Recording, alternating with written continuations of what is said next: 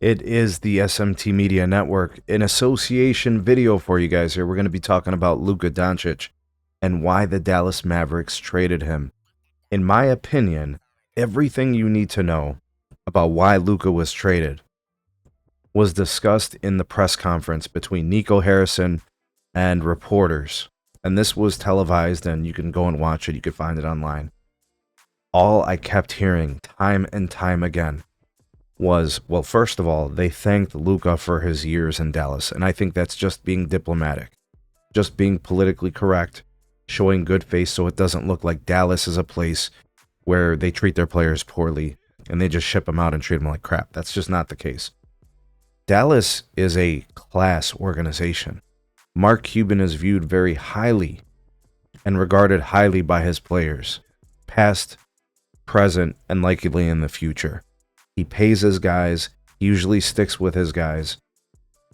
I mean, people like Mark Cuban. I'm sure some people don't. You know, he's a pretty outspoken owner. Most guys with that personality have adversaries, have enemies, but, you know, are also beloved. It's all of that.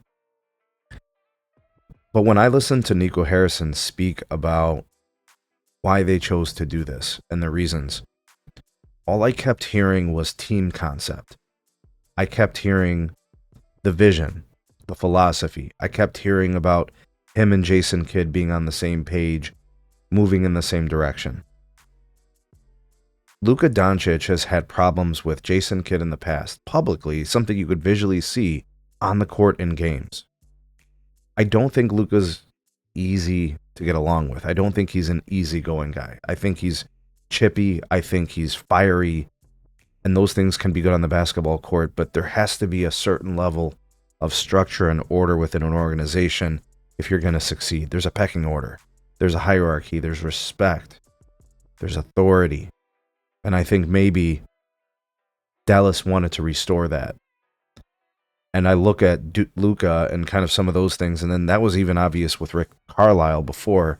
I think Rick Carlisle now with the Indiana Pacers, if I remember correctly. Luka did not endear himself to Jason Kidd. He didn't endear himself to a team-based culture. Oftentimes, I think he looked like a malcontent.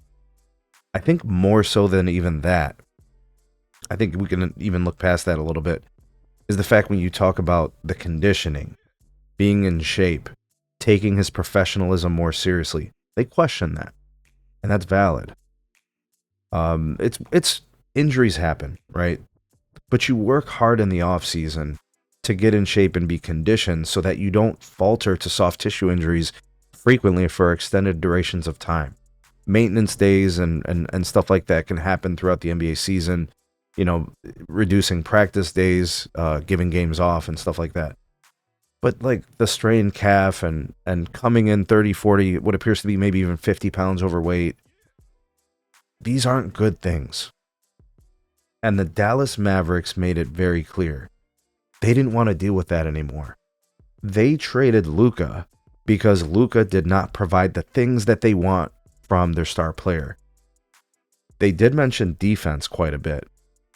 I mean, there are great players who don't play defense. Like, you know, you look around the league and defenses are to come by. You know, James Harden for years didn't play a lick of defense.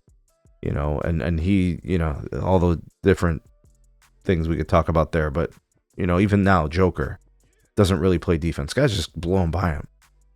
You know, and he's winning MVPs. You know, so even that can be kind of sort of overlooked. Obviously, they value defense. They know that's probably what they need if they're going to get back to the finals and compete for a championship. They're getting that with Anthony Davis. But this is really about Luka. He didn't fit the mold of what they wanted to do moving forward. They wanted to get up off of him because he did not provide what they needed from their star. And it's pretty clear why they traded him. They said it in the press conference over and over again. They didn't want to deal with his shit anymore. Whatever comes with Luka versus what Luka produces, they don't add up. That's the only time a GM trades a player. When the juice ain't worth the squeeze. When the trouble that comes with them does not outweigh the outcomes. The Luka outcomes don't match the headache. The issues with Jason Kidd and coaching. The conditioning. the injuries. It's everything. It's not one thing. Don't hit me in the comments talking about, oh, Anthony Davis is injury prone. Anthony Davis is a good soldier. He listens to his coach. I've never seen things publicly happen between him and coaches. Public disdain, acts of malcontent, acts of disobedience, disrespect. Structure and order is withheld by Anthony Davis. I haven't seen those things from him, at least. So what I'm saying is this. Luka doesn't give them what they were looking for, so they traded him. It's very clear. When people tell you what they want, listen to them. When people tell you who they are, listen to them. Luka has told us who he is. The Lakers are taking a chance on him as a franchise player for the future. Dallas didn't want to take that chance anymore.